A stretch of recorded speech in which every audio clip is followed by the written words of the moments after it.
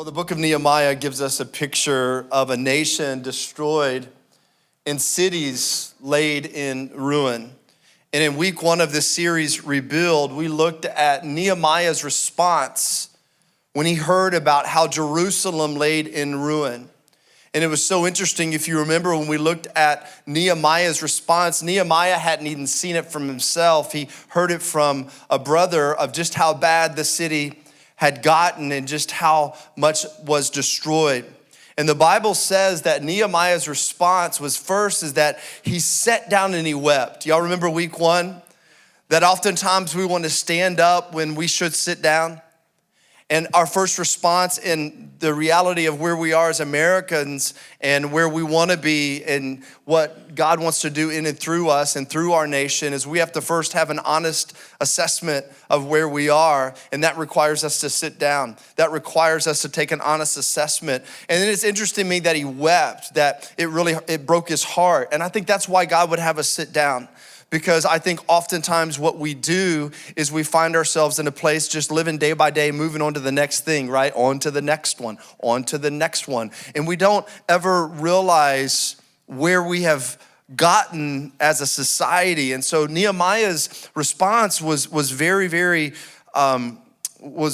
appropriate. He sat down and wept, but then it says that he prayed and he fasted. And he did this for many days. And he sought God's perspective on all of this. And he began to ask God to make a difference. And I would encourage you, like in Nehemiah chapter 1, you can find Nehemiah's prayer. And it's an incredible prayer because what Nehemiah teaches us is that when he first prays, what he does is he reminds himself of who God is, who God was, and who God will be. Come on, who needs to do that today? Do you just need to remind yourself of who God is?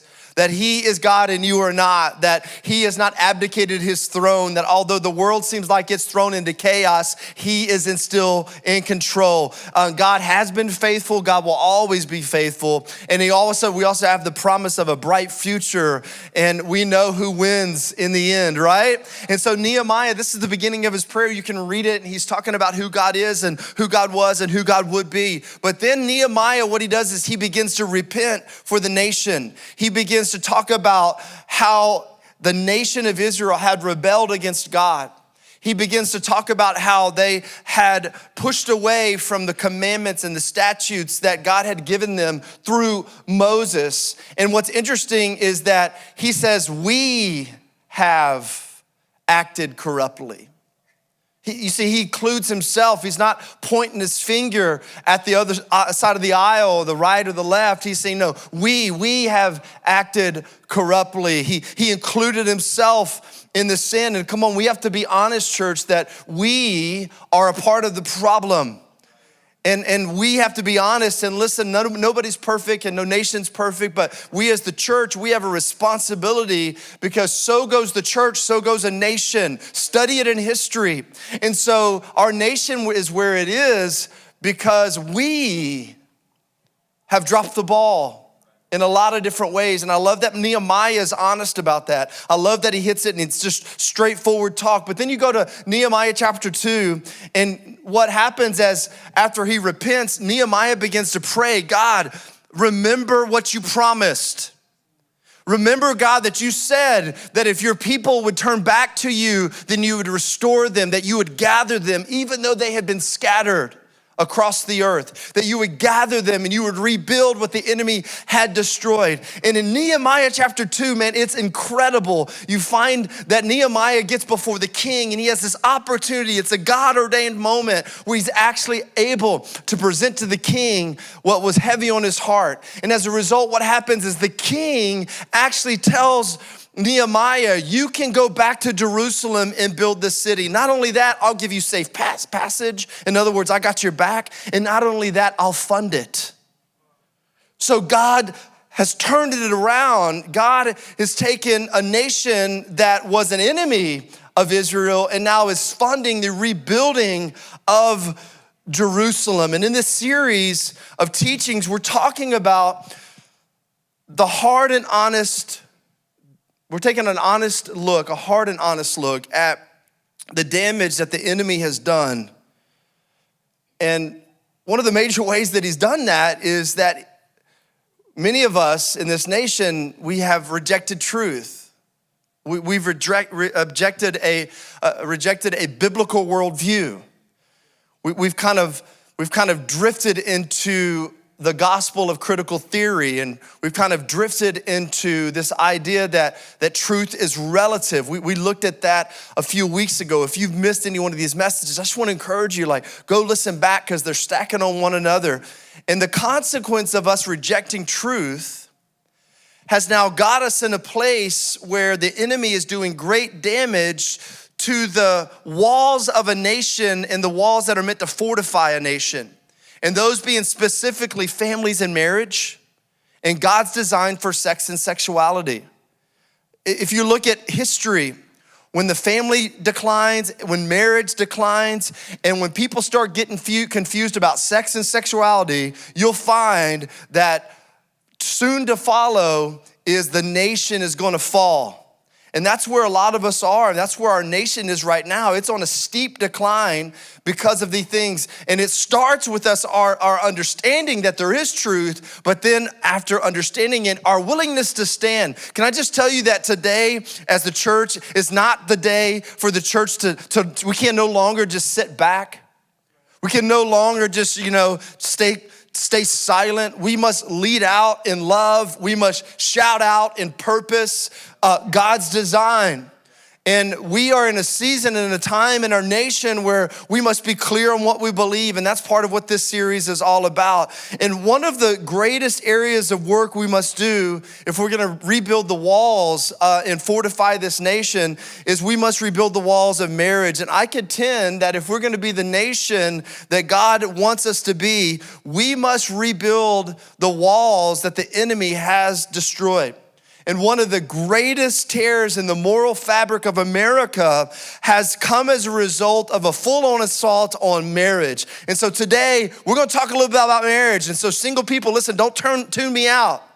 This is for all of us. We need to hear this. There's great relational IQ here. There's great relational advice for you here too. And let me just say to you, those of you who are single, if you're single here today, single ready to mingle, that's great. Let me just encourage you. As you are single, seek the one while you prepare for your two. What I mean by that is there should never be a person in your life that's a one other than Jesus. I love my wife. My wife is everything to me, but Jesus is my one. She's my two. And she would say the same thing. Jesus is her one and I am her two. So singles, how do you prepare for marriage? Seek the one. Seek the one. Be the type of person that you want to marry. Because here's the reality, like attracts like, whether you like it or not. Okay? Some of y'all fishing in the wrong hole, I'm just saying. Okay? You're looking for, a diamond in a pig pen.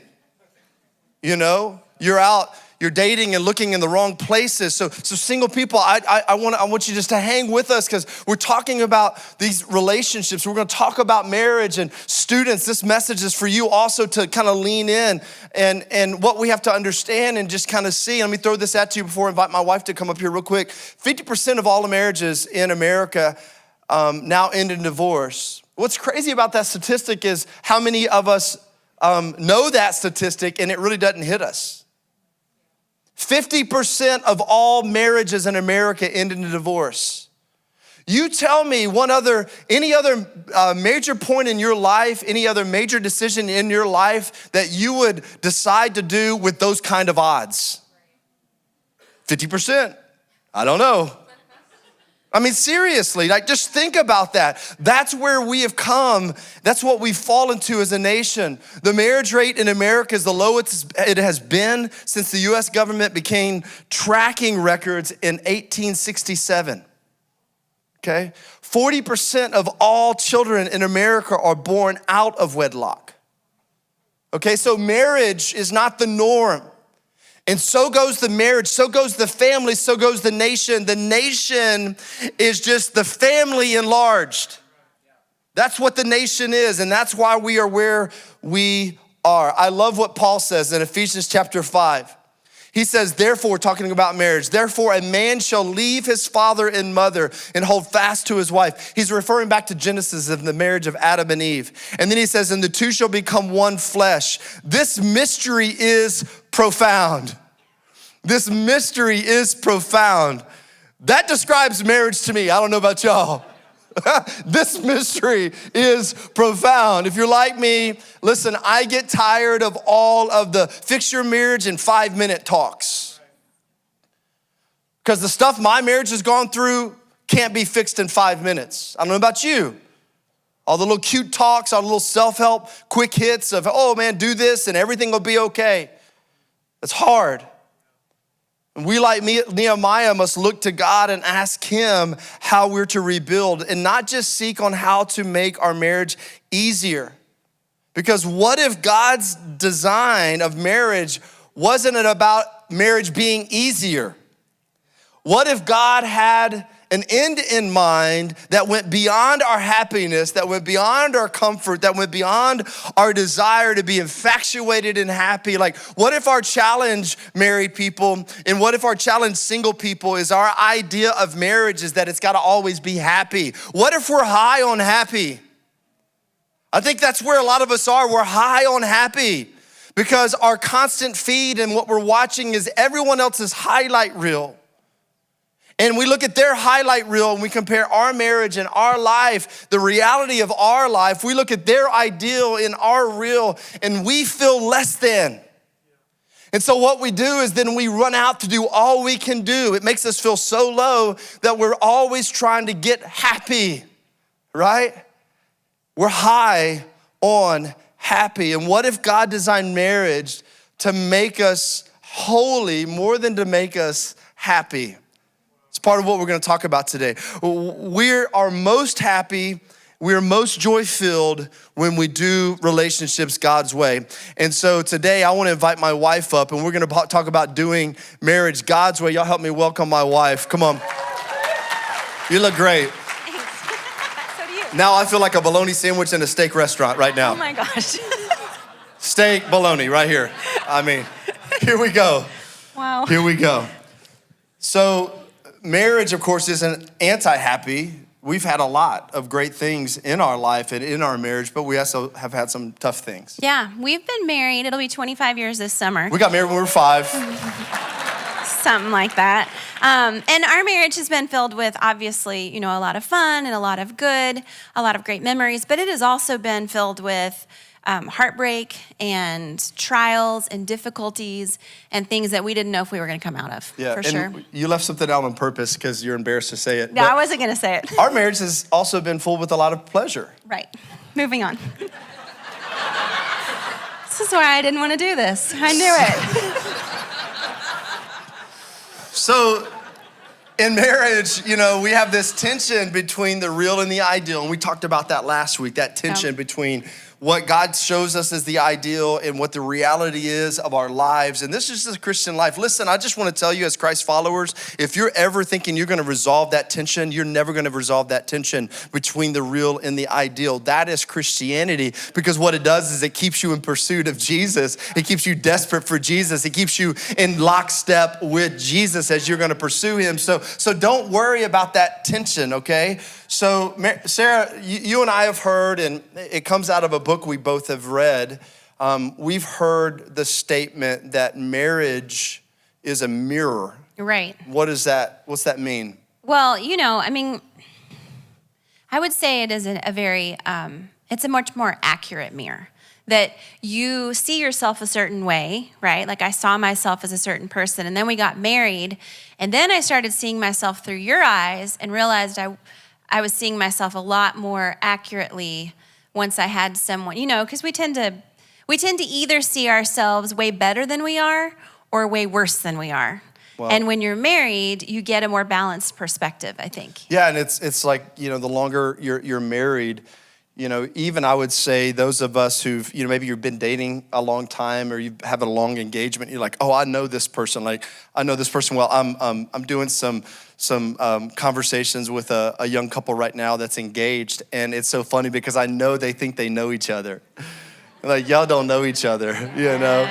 You haven't even looked in the mirror yet. Like, you know, so there's a reality. So here's what we've done. This should be a lot of fun. Sarah and I looked at the last almost 25 years of our marriage. It'll be 25 years, August 16th, okay? And so we've looked at the last 25 years of our marriage, and we've broken down those 25 years into 5 years segments. And we've kind of given them a title for us. And this may not be true for you, but each of those 5 years, we kind of like gave it a theme, and here's kind of where we were. Today, if you're looking for a verse-by-verse Bible study, you're gonna have to come back another day. Today's a year-by-year study of our lives that has been grounded in the Word of God, okay? And so just follow along. And here's what's so crazy, is some of y'all out there have been married twice as long as we have. And honestly, we could just sit down and let you talk, you know? But we have the mic, so listen. No, just kidding. So, wow. So let's talk about years 0 through 5. Okay, 0 through 5, leave and cleave.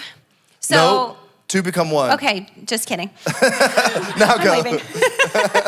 All right, 2 become 1, which means you have to leave and cleave because you can't have 3 or 4 people in your marriage. So if you're still tied to mom or dad and married, that's too many people in your marriage. And I can say that because that was me when we got married, where, I mean, we were young. I was 21, you were 23.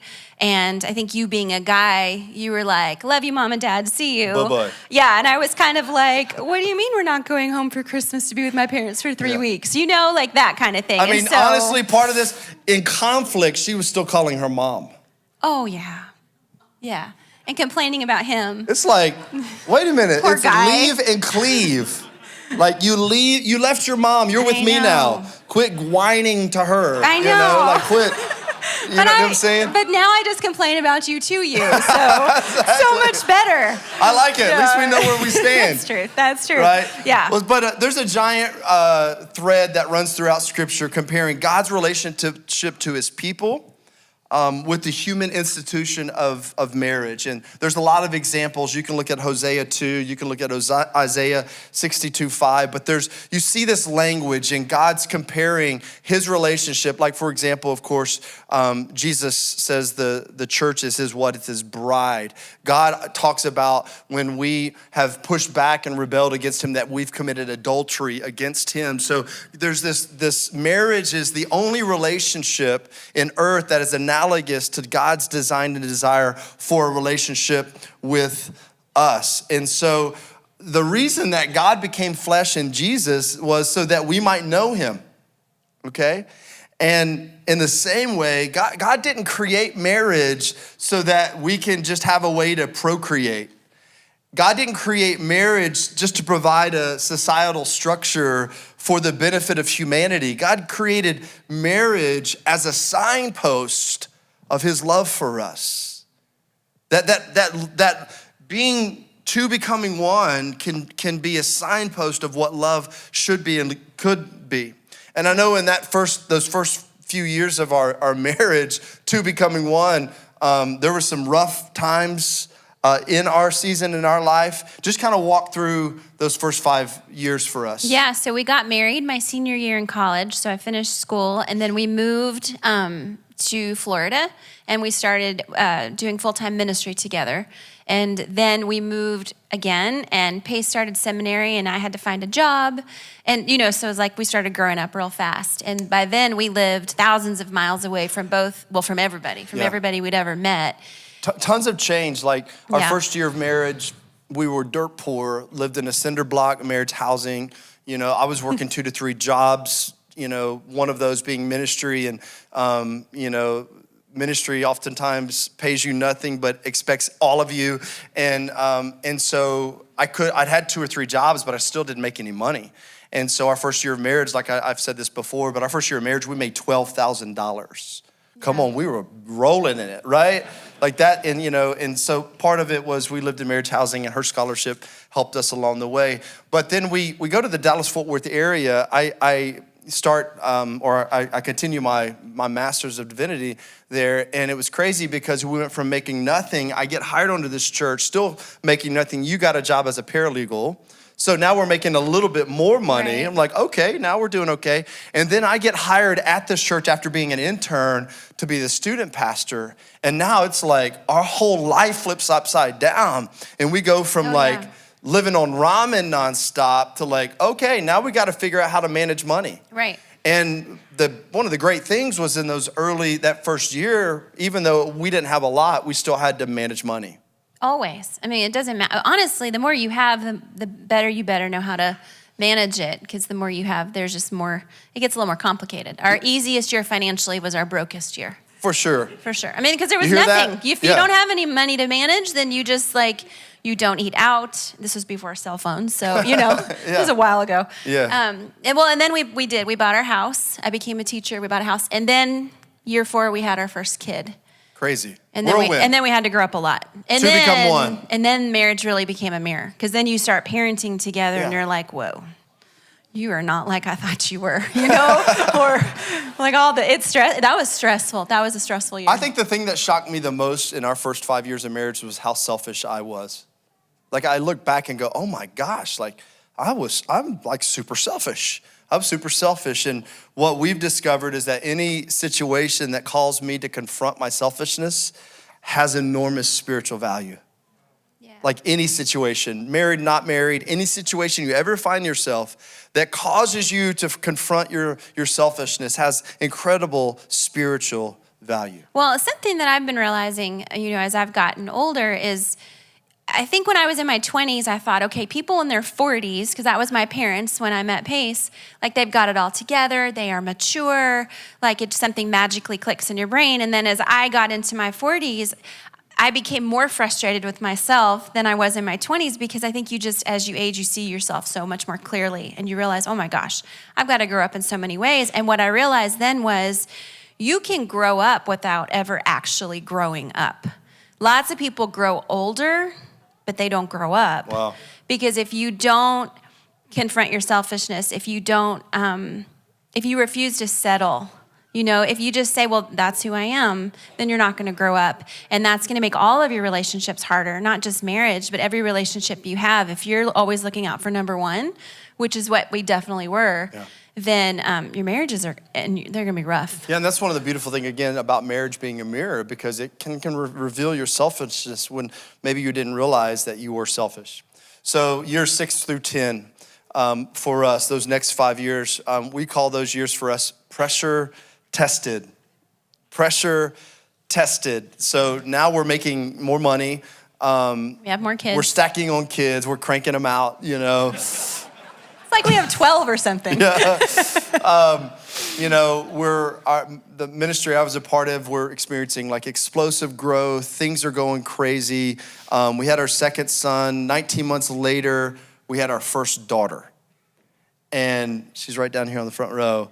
Sorry to embarrass you. But we moved into our dream home. Like all of this happened in the 5 years. The second 5 years of our marriage. And having our third child brought some challenges. Oh, yeah. Our second and third child were only a year and a half apart, which that's close. So we had 3 kids, 4 and under, which, that's a challenge all by itself. But our third, Addie, was born with some really serious heart issues that we did not know about until a couple days after she was born. So we weren't expecting any issues at all. And she was born actually with a whole host of health issues. And it was just life-altering, I would say. That's not too dramatic. It really changed our lives. Yeah, we experienced pressure in our marriage that we had never experienced before. We were in a situation where we were processing kind of the trauma of a 3-month-old having to go into open heart surgery. We were facing kind of the pressure and feeling the pressure of like both of us handling that differently. Oh, yeah. I was really, just to be very honest, I was very angry with God, because I was kind of like, all right, listen, you created her. Nothing happened to her, She just came out of the womb with a very serious heart defect. And I was kind of like, you could have made that not happen. And so I was really angry at God for a couple months, to the point where I would start to pray and then I'd be like, oh no, I'm mad at you. I'm not talking to you, And I felt okay with that, because if you read through the Psalms, the psalmist and David, they're very, very open with their emotions towards God. And that's actually a healthy way to be, because you can't heal through things that you don't admit. But I was mad at Pace too. I was mad at everybody. But I was mad at Pace because Pace wasn't mad at God, and it made me feel guilty. And so we had heard that if you have a child with serious health challenges, that's a very high risk for divorce. And so we started seeing a professional counselor so that we could just walk through how do we handle this situation in a healthy way for our marriage. Yeah, we are pro-Christian counseling. Like we were saying just the other day, we need to go back. Like it's preventative. Don't just wait till the pressure comes and it blows something up. It's preventative. And so if you are interested in Christian counseling, we have a list. You can email us at info@oneplacechurch.com. We have a list of local Christian counselors. It's, believe it or not, I know this doesn't surprise you, they're all very busy, but reach out and see. But I would just highly encourage you, because, when you're pressure tested, pressure busts a pipe, right? Pressures bust pipe, and we don't want to see an explosion. You know that years 7 and 8 are the period in people's marriage where divorce is most likely. Yeah. Years 7 and 8. Years 7 and 8. Those latter parts, those second period, this time that we're talking. Yeah. This book that I referred to earlier is a guy by the name of Gary Thomas. And if you're a reader, I would just encourage you to read the book Sacred Marriage by Gary Thomas. And he's the one that said marriage is a mirror. But he also has this quote. He says, romantic love has no elasticity to it.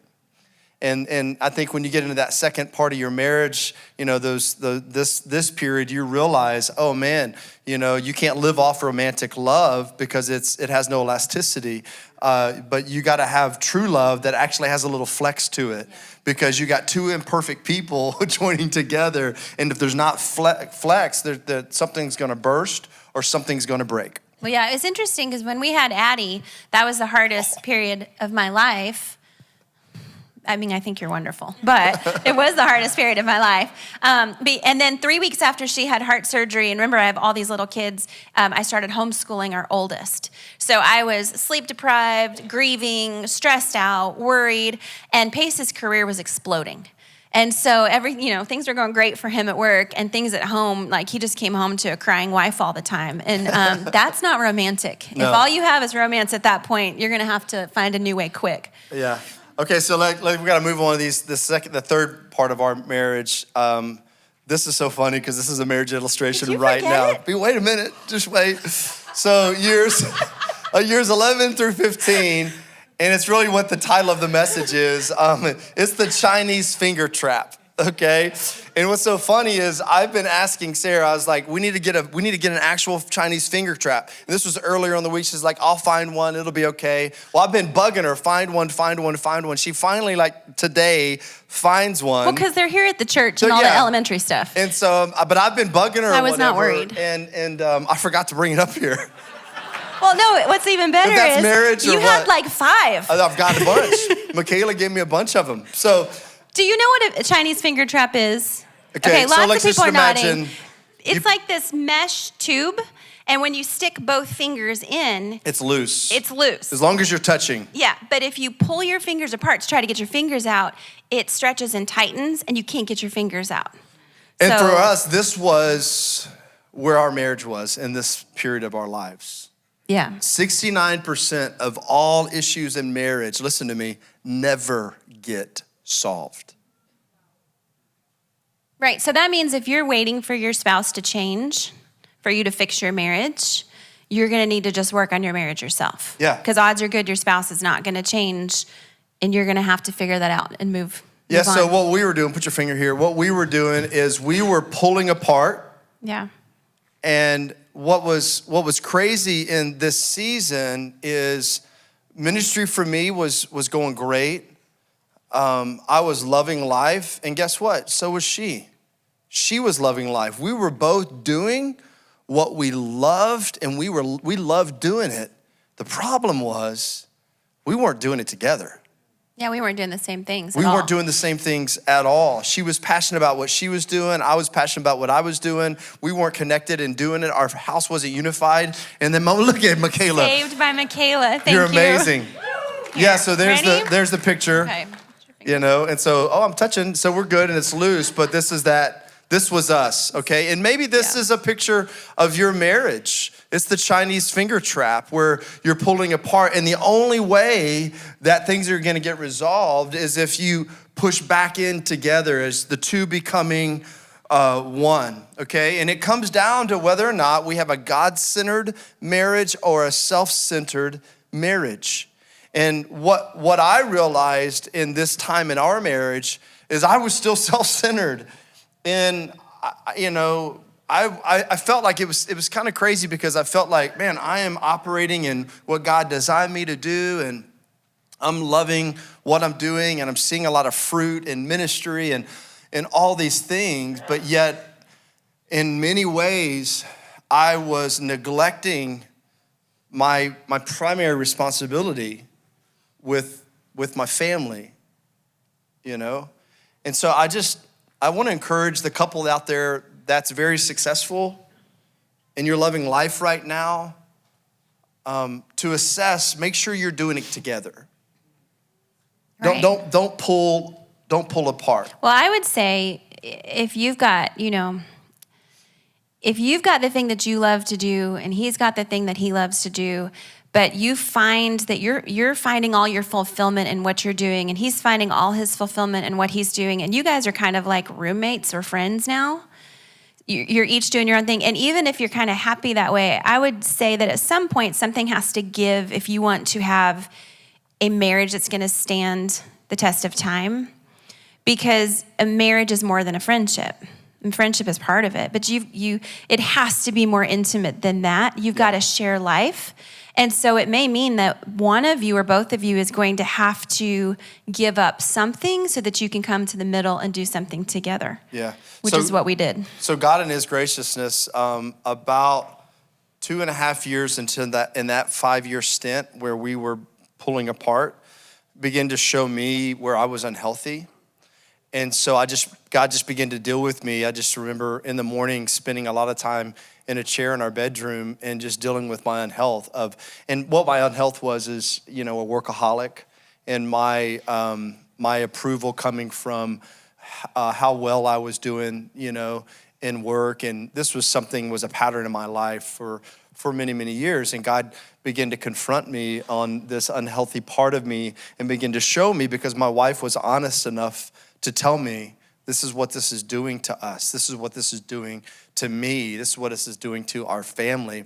And so in that stint, I began to kind of deal with it and begin to really fight for health, and still loving what I was doing, but I began to shift and create some boundaries and make, her, my family, priority, and then operate out of that. And what was so crazy is just then a few years later, God gives us the opportunity to chase down a dream that we had died to. Yeah. And that was to plant a church. That was to pastor our own church. And so this season of our lives, years 16 to 20, brought us to North Idaho. And a little Chris Stapleton reference here. This is called Starting Over for us. Come on, these Chris Stapleton fans. That is totally our song. Do you know the song, Starting Over? The road rolls out like a welcome mat. Come on. That's why I don't sing. Okay. I thought that was great. I appreciate that. You're welcome. I appreciate that. So we literally started over. Can I interrupt you? Yes, please. So we had at that point, well, I don't know what the math is, but our kids were like 6 and 8 and 11 or something, and then we had a baby. And a lot of people think that our youngest was like a surprise or a happy accident, but she wasn't. She's 6.5 years younger than her sister, so there's a big gap there. We literally started over with our family, but that is because I had always wanted a 4th and a 5th and a 6th, actually. I wanted a bunch. She wanted to drive a Sprint van, is what she's trying to tell you. You were saying? I did. I wanted 6, but we landed on 4. Bring up the bus. But he had been, like I said, I really dealt with my feelings after we had Addie, and he hadn't. And so he didn't even realize that he was still really afraid of, if we had another one, what if this one too had major issues? But he didn't ever really tell me that. He just was like, we don't need a fourth kid. And so I prayed about it for a long time, like, God, I need you to change his heart. And then I started praying. I think this is where we were growing up in marriage. I just need you to change somebody's heart so that we have the same heart.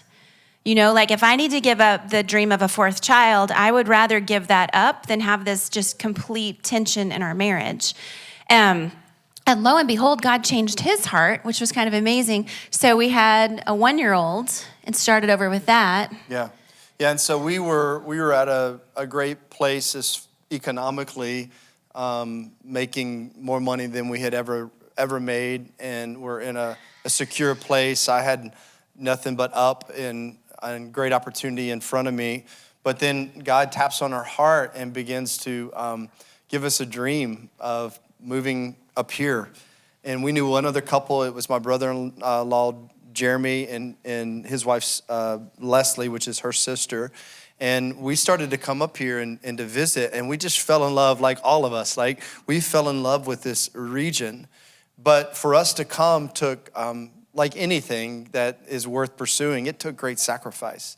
And so we left a lot of success and financial, our financial future behind, our financial stability, and walked away from that and kind of put ourselves out there and, made some sacrifices financially to buy a trailer and church equipment and these kinds of things so that we could start a church at the Regal at Riverstone, first in our house, but then at Regal. And there was a period there where now all of a sudden it was interesting because we could start to feel what was a part in that Chinese finger trap beginning to come back, And although maybe we weren't touching completely yet, things begin to loosen up between us. And we begin to realize, we really do love each other. And like we actually enjoy doing life together. This is actually a lot of fun, And we begin to get closer and closer. And God's still dealing with, my stuff. God's still dealing with her stuff. But the beautiful picture is she's aware of my stuff and I'm aware of her stuff, and we're able to do this together. But it required sacrifice and starting over and a reshaping and you can't keep doing the same thing expecting different results. And so if I would just encourage you, if you're in this stage in your marriage where you realize something's got to change, you can't keep doing it the same way. You got to change something. Like Sarah said, like, God, change one of our hearts, but something's got to change because all we're doing is drifting apart. All we're doing is further and further apart, okay? So that was starting over for us. And Sarah, you said this, but I want to say it out loud.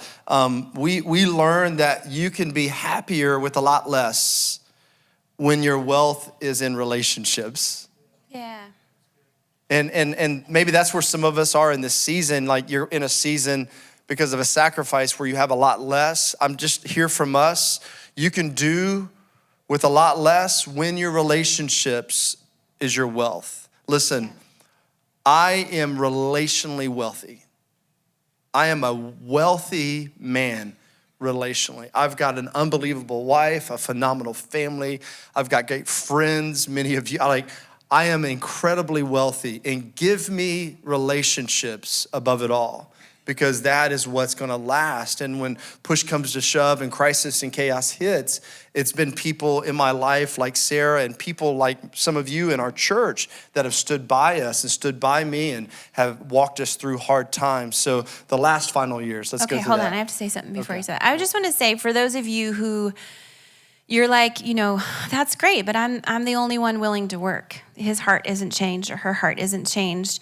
I didn't think his heart was going to change. I mean, I remember vividly standing in the kitchen. I'm stubborn too, it's mutual. But I remember saying to him, you're never home.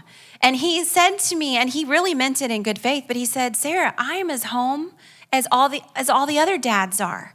And I remember just kind of dying inside and thinking, you don't even see it.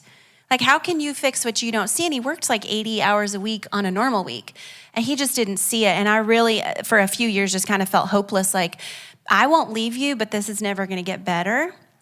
And so, fast forward a few years, and God, I didn't even know it, but God had been working on his heart, and we gave up everything. I mean, you gave up your salary, and we had this house that was our dream house. We lived out on land. We were going to live there forever, and we gave up nice cars, and we gave up half of our belongings, and moved here with no salary, and we were so much happier. So much happier. Because stuff doesn't make you happy, and a nice Yeah. car doesn't make you happy. No. And you know what? I can tell you, having a beautiful dream home that's full of great things, if your marriage feels empty, your house does not make you happy. And I was so ready to give it all up to move here to be happy. Yeah. And so just don't lose hope, because you never know what God is doing in their heart. Yeah. You just have to do what you can do. Only you are responsible for you. And even if you're the only one who changes, that's still 50% of your marriage. Yeah. There's always hope. What's beautiful in this season for us is that as we were being stretched in our faith, and as we were making sacrifice, and we were growing closer together, and we were growing closer to God, it was incredible. Our kids were doing the same thing. We were watching their faith be stretched. Like, our kids, all they ever knew was church on a high level, high resource, like, we came, everything's bigger in Texas, it's true.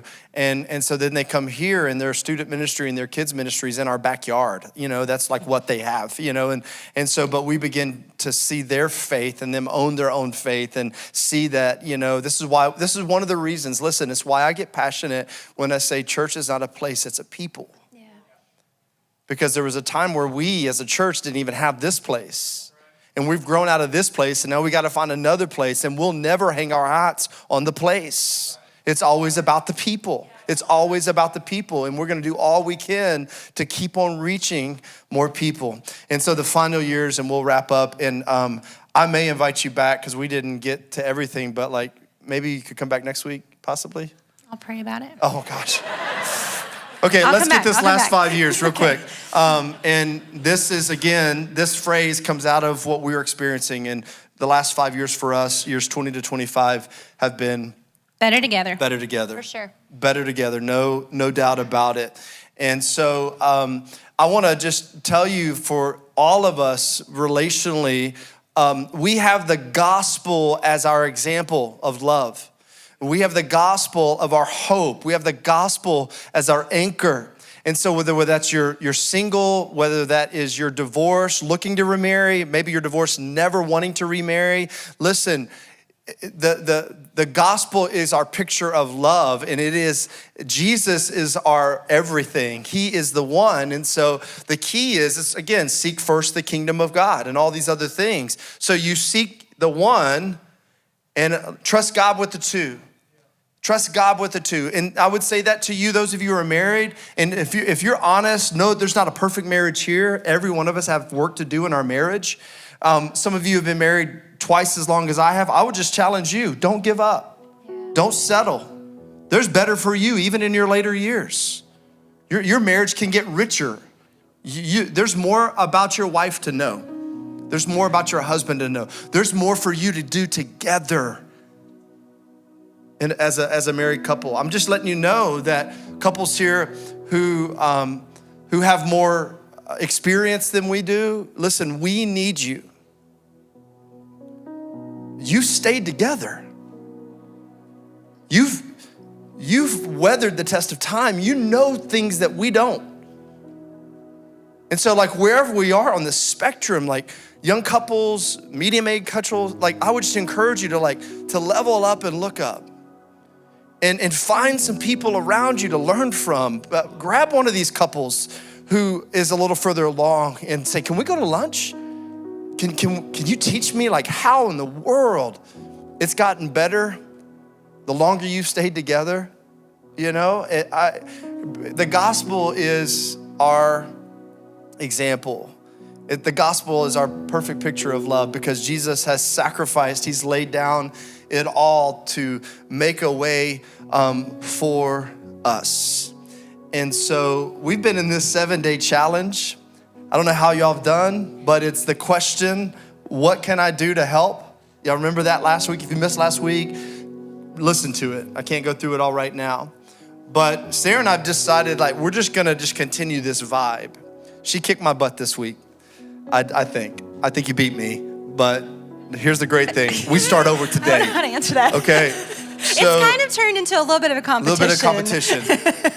But it's the point in marriage where you get to where my happiness comes in making her happy.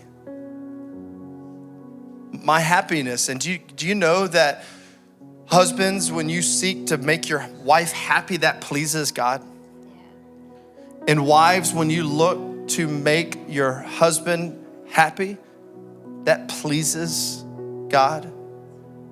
And so the picture is that when I'm focusing in on her needs to make her happy, and she's focusing on my needs to make me happy, guess what? We're happy. We're double happy. We're better together, okay?